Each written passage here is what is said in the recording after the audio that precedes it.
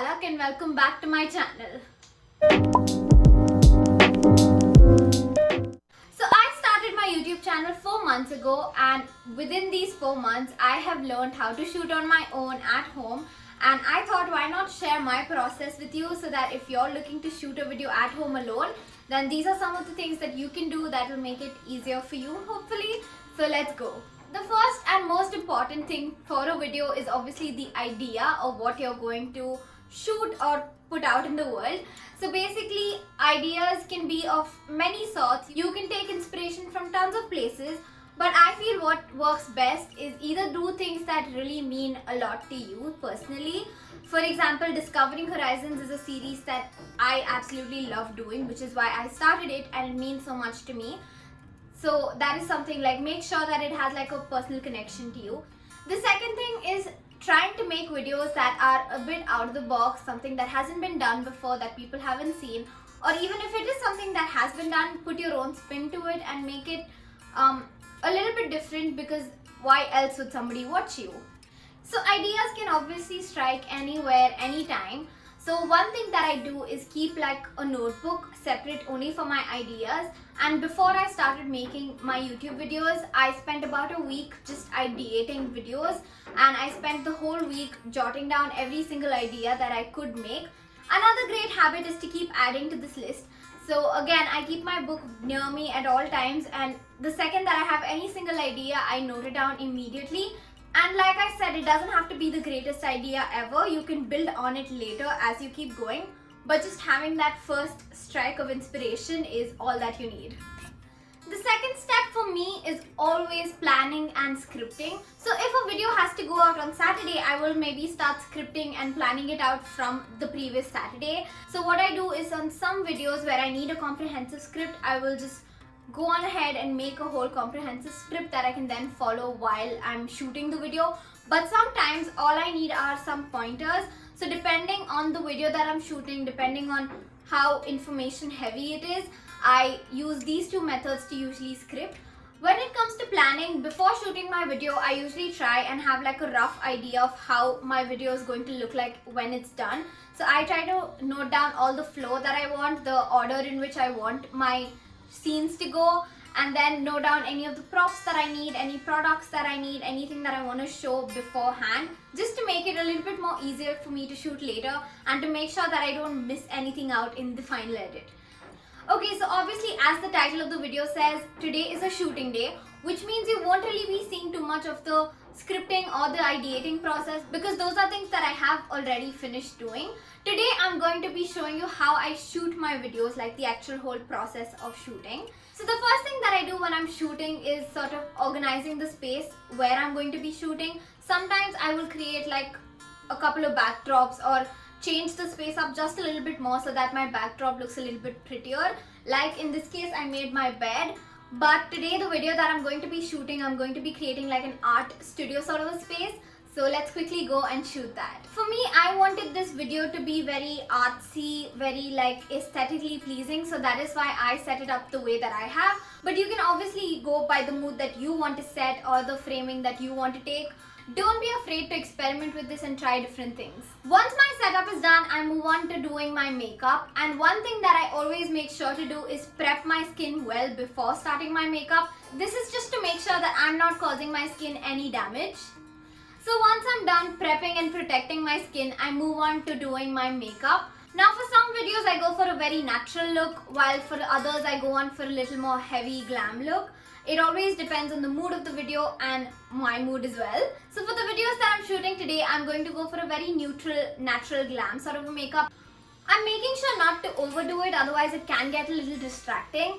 Also, I've made a full video about how I do my makeup, so if you haven't checked it out yet, you should make sure to check it out. I will link it somewhere on the screen here.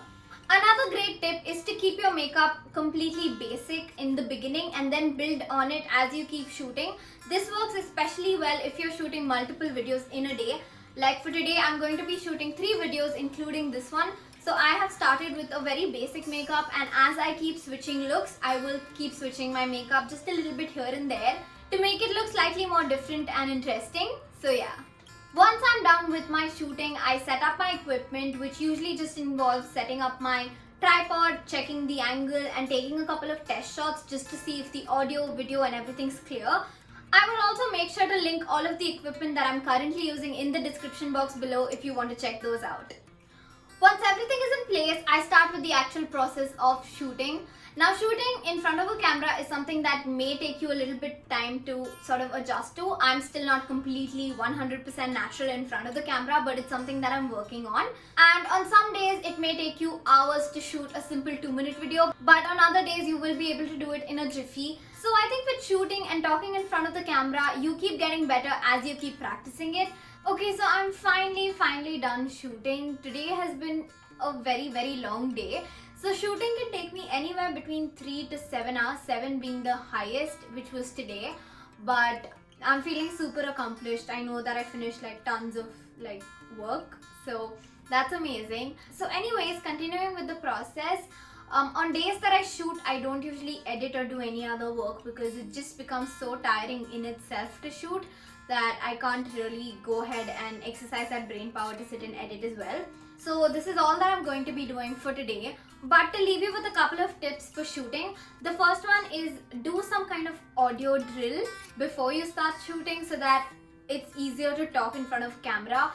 Like I said before, talking in front of the camera isn't the most natural thing in the world. So just doing a little bit of like audio drills before you go. It could be something as basic as just saying a couple of easy tongue twisters before you start shooting. That will just help you sort of ease into the speaking as well as help like clear your speech so that it's more articulate when you speak in front of the camera. Another thing that I would highly suggest is shoot in daylight. So when we're shooting indoors, especially if you're a beginner like me, you may not have additional lights. Frankly, you don't even need them if you shoot in sunlight. So sunlight is honestly an amazing light. It diffuses so well, especially if you're shooting through a window, and it can just brighten up any frame. So that is something that I do as well. And the last tip has got to be invest in a good tripod. When you're shooting on your own, a tripod is going to help you with the most in terms of equipment. So the one that I use, I have been using it for years now. It was actually my chachis who handed it down to me and I've been using it now. But it's super sturdy, which is why I say invest in a good sturdy tripod. Because even if it's going to be a little pricey, it's going to last you for years. And honestly, you don't want to risk your phone or your camera falling off the tripod. So that is something that I'm very skeptical of, which is why I always make sure to tighten everything properly so that my tripod is very sturdy. And that was all about my filming process. But another important thing is that while I'm shooting for 3 to 7 hours, I also have makeup on for that long, which can be really damaging to the skin. So like I said before, it's very important to take care of your skin before and after. So the first thing that I always do post shooting is remove all of my makeup. And this is something that I'm very particular about. I make sure to remove every ounce of makeup that I have on my skin because I don't want it to be there and then damage my skin anymore. So I make sure that I go in with a very good makeup cleanser and remove it all completely. And once all of the makeup is gone, I go ahead and use a very gentle face wash. So once I'm done washing my face and my face feels kind of refreshed and ready, on some days I will also go ahead and put on a mask. So I usually put on a mask maybe once in a week or two, and I feel like putting on a mask just helps hydrate my skin a little more so that it feels a little bit more repaired from the damage that I've done with all the makeup. But that is something that works very well for me. And once I'm done with all of this pampering, I spend tons of time with family, eating food, playing game and all of that good stuff. Honestly, shooting by yourself can seem like a very daunting task, but if you keep at it, keep practicing, trying different things, it's also a very super fun experience to have. As well as it does get easier as time goes, you get more used to it and it just becomes a fun process overall. Anyways, that's it for today. If you have any other questions about my shooting process, you can always leave them down below in the comments. And also let me know if you want to see how I edit all of my videos at home by myself. And yeah, that's about it. If you liked the video, then please make sure to like, share and subscribe, and I'll see you next time.